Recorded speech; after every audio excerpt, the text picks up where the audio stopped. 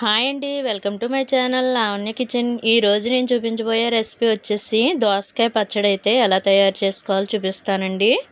ఇదైతే టిఫిన్స్లోకి, రైస్లోకి చాలా బాగుంటుంది టేస్ట్ అయితేని. మీరు కూడా ఒకసారి ట్రై చేసి చూడండి.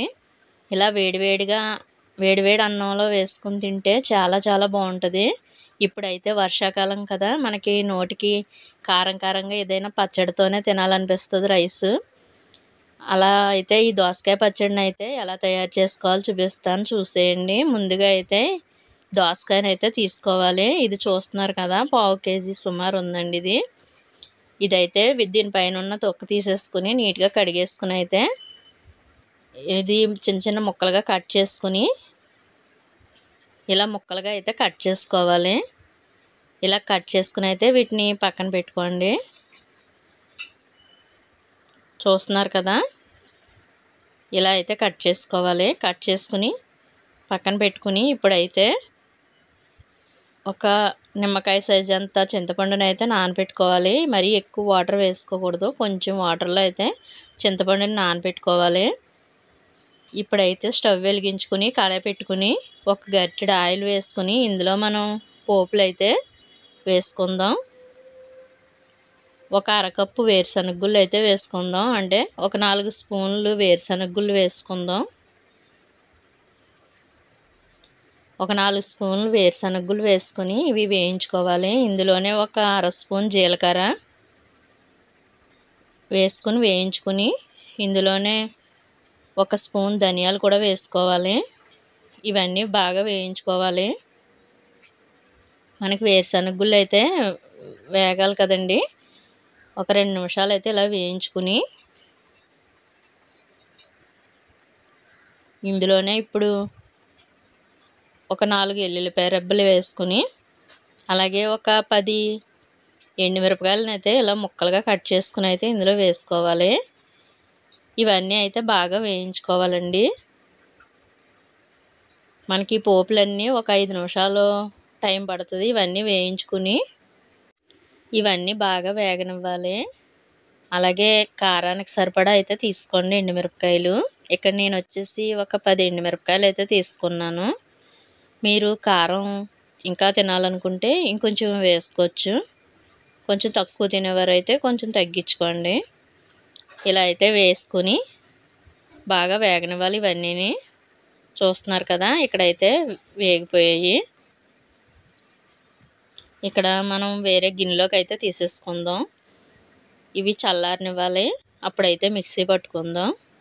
ఇప్పుడు వచ్చేసి ఈ పోపులన్నీ అయితే పక్కన పెట్టేసుకోండి, చల్లారనివ్వాలి. అదే స్టవ్ వెలిగించుకుని అదే కళాయి పెట్టుకుని ఒక గరిటెడు ఆయిల్ అయితే వేసుకుని మనం కట్ చేసి పెట్టుకున్న దోసకాయ ముక్కలను అయితే ఆయిల్లో వేసుకోవాలి. ఇవి కూడా ఒక 2 నిమిషాలు ఆయిల్లో ఫ్రై చేసుకోవాలండి. ఆయిల్లో ఫ్రై చేసుకోవడం వల్ల అయితే టేస్ట్ బాగుంటాయి. అలాగే ఇందులో చిటికెడు పసుపు కూడా వేసుకుని బాగా ఒక 2 నిమిషాలు అయితే మగ్గించుకోవాలి. ఇవి కొంచెం మగ్గిన తర్వాత ఇందులో మనం చింతపండుని అయితే నానబెట్టుకున్నాం కదా, ఇది కూడా వేసేసుకుని ఇది కూడా ఒక 2 నిమిషాలు అయితే ఇలా వేడి చేసుకోండి. ఇలా మగ్గిన తర్వాత అయితే మనం స్టవ్ ఆఫ్ చేసేసుకుని ఇవన్నీ చల్లారనివ్వాలి. ఇవి చల్లారిన తర్వాత అయితే మిక్సీ జార్ ఒకటి తీసుకుని అందులో ఈ పోపులను ముందుగా వేసేసుకుని మిక్సీ పట్టుకోవాలి. ఇందులోనే ఒక స్పూన్ ఉప్పు వేసుకుని ఇది కొంచెం బరకగా అయితే మిక్సీ పట్టుకుని చూస్తున్నారు కదా, ఇదైతే కొంచెం బరకగా ఉండాలి. మరి మెత్తగా మిక్సీ పట్టుకోకూడదు.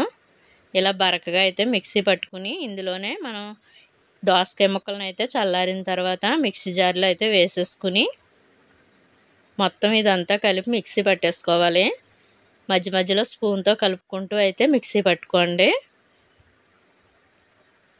చూస్తున్నారు కదా, మనకి దోసకాయ పచ్చడి అయితే రెడీ అయిపోయింది. ఇదైతేని మరీ మెత్తగా పేస్ట్ లాగా అయితే మిక్సీ పట్టుకోకూడదండి. కొంచెం ఇలా ముక్కలు అక్కడక్కడ ఉంటే టేస్ట్ బాగుంటుంది.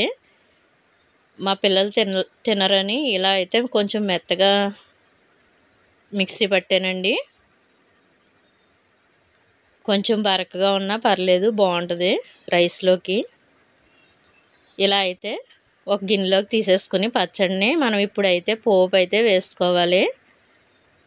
ఇందులోకి పోపుకి వచ్చేసి కళాయి పెట్టుకుని స్టవ్ వెలిగించుకుని కళాయి పెట్టుకుని ఇందులో ఒక గరిటెడు ఆయిల్ వేసుకుని, ఆయిల్లో అయితే కొంచెం శనగపప్పు, జీలకర్ర, ఆవాలు, మినపప్పు ఇవన్నీ అయితే కొద్ది కొద్దిగా వేసుకుని ఇందులోనే కరివేపాకు, ఎండుమిరపకాయలు కూడా వేసుకోవాలి.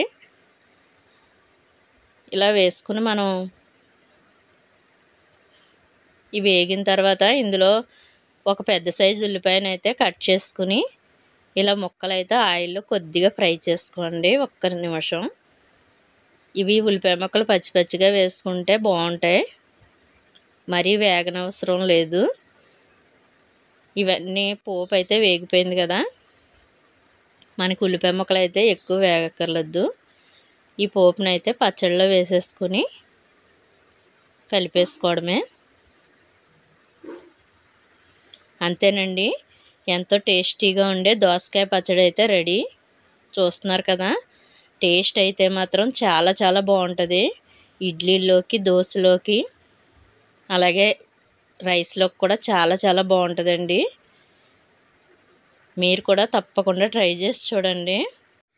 ఈ వర్షాకాలం అయితే ఇలా పచ్చడి అయితే తయారు చేసుకుని వేడి వేడి అన్నంలో తింటూ ఉంటే చాలా చాలా బాగుంటుందండి. అందులోని దోసకాయ పచ్చడి అయితే ఇంకా బాగుంటుంది. మీరు కూడా ట్రై చేసి చూడండి. చూస్తున్నారు కదా, ఇలా వేడివేడిగా అన్నంలో వేసుకుని తింటే మాత్రం నోరు ఊరిపోతుంది కదండి చూస్తుంటేనే. అంతేనండి, దోసకాయ పచ్చడి అయితే రెడీ. టేస్ట్ అయితే మాత్రం చాలా చాలా బాగుంది. అలాగే నా వీడియోస్ కనుక మీకు నచ్చినట్లయితే లైక్ చేయండి, షేర్ చేయండి, సబ్స్క్రైబ్ చేసుకోండి. Thank you for watching.